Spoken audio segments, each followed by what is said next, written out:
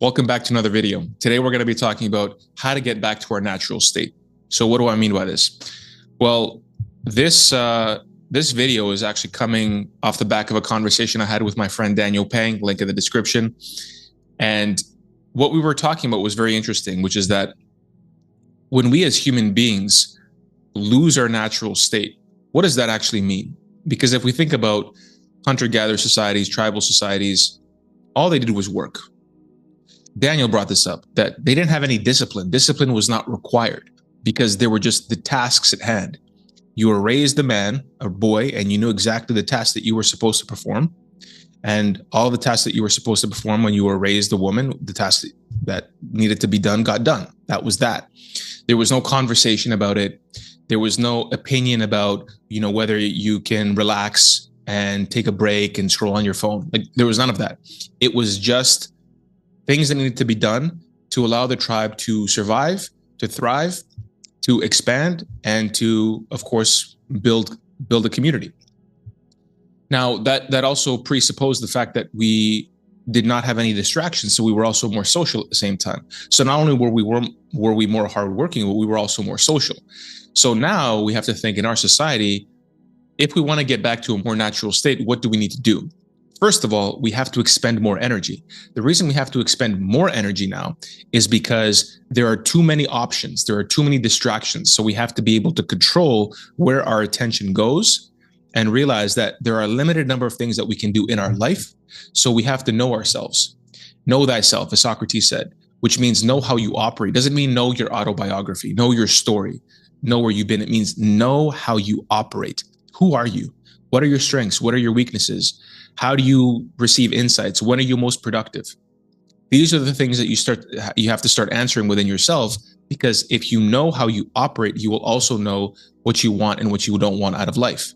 You will also know what direction you need to take and whether that direction is going to be fulfilling specifically for you. And if not, what else do you need to do? What kind of balance, if any balance, do you need to have in your life? That's an open question, because everybody has opinions about what you should be, how you should work. There are different faces on the internet. I want to be like this person. I want to be like that person, this person. Well, the best thing to do is maybe look at some of the qualities that they have and see how those qualities would be manifested within you. So let's say, for example, you develop the quality of discipline. You could use that discipline to become a world champion boxer, let's say like Mike Tyson, or you could use that discipline to become something else. Right? The best teacher on earth, a really good musician. You can use that discipline to become a great business person. You can use that discipline for any number of reasons, but the discipline also presupposes focus, which means you're persevering, but you're in one direction, because you can't really be disciplined doing something if you're constantly pulled from here to there, distracted by here to there, by here, this thing and that thing. So one thing that we have to focus on first is determining what it is that we want. Right? So what direction are we moving in? And then that direction is going to change. So it's going to shift and alter and morph over time, depending on the new information that's revealed to us through our path, through the journey. But knowing that oftentimes in those states, if we're building the right character, if we have the qualities that have allowed us to persevere for at least some time, the answer is not going to be to read more books or watch more videos. Sometimes from time to time, it's okay to do that. If we feel like we need to learn and be able to implement it and not like doom scroll or binge watch or continue reading thinking that we're doing something, or whatever the case is, right? We want to make sure that we know exactly what we need to do and we just go and do it. So that means all of our insecurities, our shame, our fear, the different nagging problems in our life, instead of looking at them and dwelling on them and thinking about them, we're just using them as fuel. The analogy that I use is like somebody pushing you from behind, right, towards a direction. You're like, oh, I want to go over here. I think this is the best thing for me, and I have to use my legs to move forward, and I have like this other force behind me. But you don't necessarily want to turn and start like looking at it and analyzing it, because then once you turn, you're going to get off balance and you're going to start fighting with it. So there are these problems in your life, right? We're not discounting that there are issues, but instead of constantly dwelling upon them and thinking about them, you're just using them as fuel to move you forward. Which is like, yeah, there's all these things, but what is it that I'm focusing on? What is it that I want to create? What kind of life am I trying to build? even optimizing ourselves, sometimes optimizing life is as much in the non-doing as it is in the doing. So we're doing things, of course, to make ourselves stronger, to endure, to persevere, and only doing things in the material world, but also in the spiritual world, because we're also spiritually persevering. And the reason why I think a lot of people are turning to faith, or turning even to spirituality, to put it that way, is because we're seeing now in the material world that the answers are not going to be found here.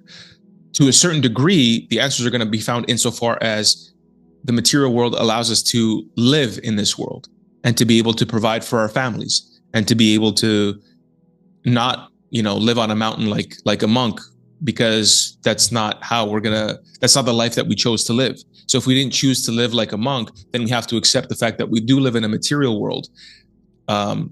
At least so we perceive with our senses, because there's a spiritual world. And the reason why people are so empty and there's so much in pain and we suffer so much is because the more material the world becomes, the more divorced we become from God, the more divorced we become from our source, the more divorced we become from the one who created us and everything, and is calling to us, is calling for us, wants communion with us, wants a conversation with us, wants us to connect, right? And to really take all of the tools that we've been given as human beings and use them in the right way. Because right now it seems like we're using a lot of the tools in the wrong way. So we have to learn how to use the tools that we've been given in the right way. And what that means is we have to go back to a place that will sober us, a place of less energy, but more energy is going to be required to get there. So what I mean by this is, it's very easy if somebody says something that you don't like or infuriates you to snap, right? To get triggered, to be impulsive, to say something you don't mean, or to say something hurtful, or to become infuriated and to fly off the handle. You're using a lot of energy in that state. So think about it like this: because it's so easy to be impulsive, right? To pick up our phone, to click on this thing, to go over here, to do that. We're always like looking at things. What's the next thing? That energy is very scattered. So it will take more energy. Take this in. It takes more energy to have self-control, to not do something. It'll take more energy to not do something that is easy to do, that will create some kind of emotion, that will spark our passions, that will lead us to something that is not going to require our brain power, right? Because when you're doing work, when you're working at becoming very good at something, even becoming very good at becoming a human being, let's say, that's not going to be very easy, right? It is going to take discipline, because we're going to have to put distractions to the side. So the fact that we're not giving into the distractions that take up a lot of energy actually requires more energy. So it requires more energy to return to a place of greater sobriety, of greater internal balance. Externally, sometimes our life might not look balanced. Like a lot of people, they just focus on one thing and they do that for like 12, 14 hours a day or more. That doesn't mean that, like, on the outside, it looks like they're in a state of external balance. Like, oh, how about the hobbies? How about this? And how about that? Well, maybe that's not really what gives them the fulfillment or the peace. Maybe that's not how they tick. That's not how they operate. So we have to find out, how do we operate? What makes us tick? And find out, what balance do we need to return to internally? What kind of alignment do we need internally with the gifts that we've been given from God? How does God want us to reveal these gifts and plant these seeds and bear the fruits? We have to find that individually for ourselves.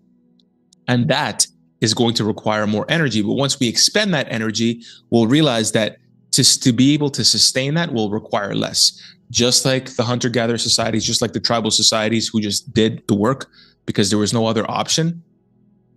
That's exactly what we're doing. We're finding, what is it within us that once we find, there will be no other option but to do. And once we find that, and we realize, this is the way I need to live, this is the way I need to be, and we determine that there is no other option, this is the road, then at that point, it will require some energy to let go of the distractions, to use all the things that bother us as fuel, as the hands that are pushing us behind our back moving forward. And instead of looking at them and dwelling on them, we just realize, okay, now we have a force, now we have some energy. It doesn't matter if that energy is coming from shame or insecurity or anything like that. We're using it as fuel for the time being to help drive us forward as we eliminate distractions and we start discovering who it is that we are and what we really want.